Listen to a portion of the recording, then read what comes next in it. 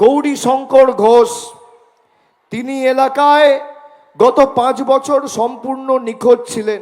সব এমপি হেরে গেলে বাড়ি খালি করে দিতে হয়, একমাত্র অধীর চৌধুরীর দিল্লির বাড়ি এখনো মোদি খালি করতে বলেনি। কেন? মুর্শিদাবাদের নির্বাচনী সভায় কংগ্রেসের অধীর চৌধুরী ও বিজেপির গৌরীশঙ্কর ঘোষকে নিশানা অভিষেক বন্দ্যোপাধ্যায়ের। শনিবার লালবাগ সিঙ্গি হাই স্কুল মাঠে সাউনি সিংহ রায়ের সমর্থনে সভা করেন অভিষেক।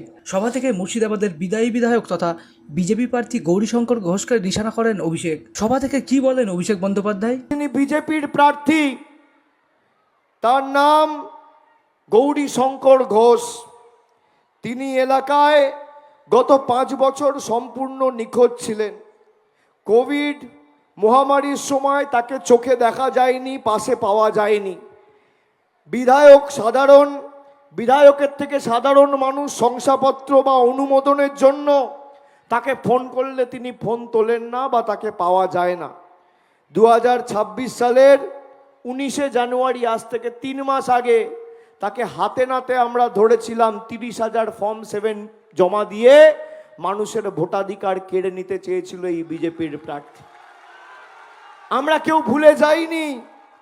এই বিজেপির যে ধারাবাহিক মানুষকে লাঞ্ছিত, বঞ্চিত, নিপীড়িত, শোষিত, অত্যাচারিত করে রাখার ষড়যন্ত্র পরিকল্পনা, এর বিরুদ্ধে মুর্শিদাবাদের মানুষকে সোচ্চার হতে হবে। এখানে বিজেপির সাথে 3টে এজেন্সি কাজ করছে। বিধায়ক যিনি ছিলেন, কলকাতা, মুর্শিদাবাদ, আজিমগঞ্জ হয়ে মণিপুরগামী যে সাইরং এক্সপ্রেস এবং একটা সাপ্তাহিক ট্রেন চলে হামসাফার এক্সপ্রেস, তাও হামসাফার এক্সপ্রেস খুব সম্ভবত, আমি যতদূর জানি, মুর্শিদাবাদে থামে না। মুর্শিদাবাদ ও বহরমপুরে বিজেপি বিধায়ক 5 বছর সময় কাটিয়েছেন। দাঙ্গা লাগানোর জন্য আছেন, অশান্তি তৈরি করার জন্য আছেন, কিন্তু একটা নতুন ট্রেন চালু করার এদের ক্ষমতা নেই। এই হচ্ছে বিজেপির বিধায়কদের ক্ষমতা। এই মুর্শিদাবাদ জেলায় যে উন্নয়ন শুরু হয়েছে, আমি আপনাদের কথা দিচ্ছি, কোনো ফাঁদে পা দেবেন না। তৃণমূলকে ভোট দেওয়া মানে বিজেপিকে শিক্ষা দেওয়া। তৃণমূলের হাত শক্তিশালী করলেই বিজেপি শিক্ষা পাবে।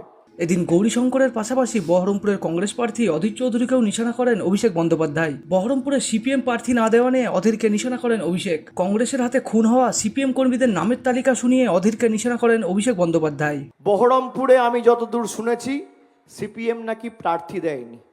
আমি বামপন্থী বন্ধুদের জিজ্ঞেস করতে চাই, 23 তারিখ ভোটটা কাকে দেবেন?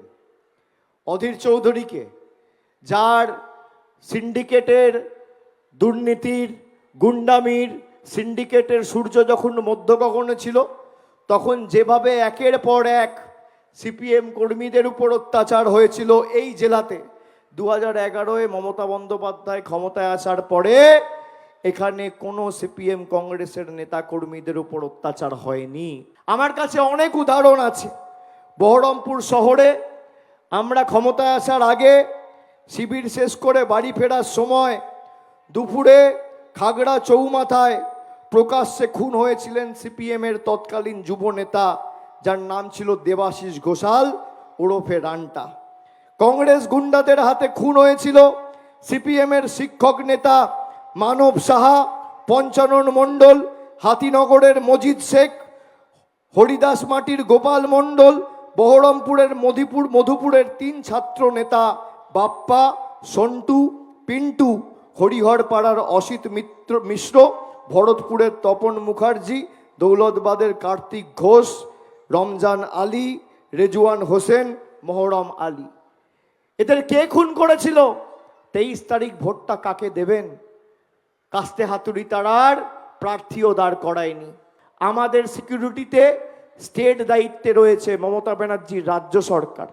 তিনি নিজে মুখ্যমন্ত্রী, তার নিরাপত্তার দায়িত্বে রয়েছে রাজ্য সরকার। আর 2 টাকার নকুলদানা তাকে সিকিউরিটি দিচ্ছে অমিত শাহর সিআইএসএফ। 2 পয়সার নকুলদানা, তার আবার ক্যাশ মেমো। 23শে এপ্রিল ভোট, তার আগে এদিন সভা থেকে কার্যত কংগ্রেস ও বিজেপিকে নিশানা করলেন Abhishek Bandyopadhyay. Bureau report, imagine community media.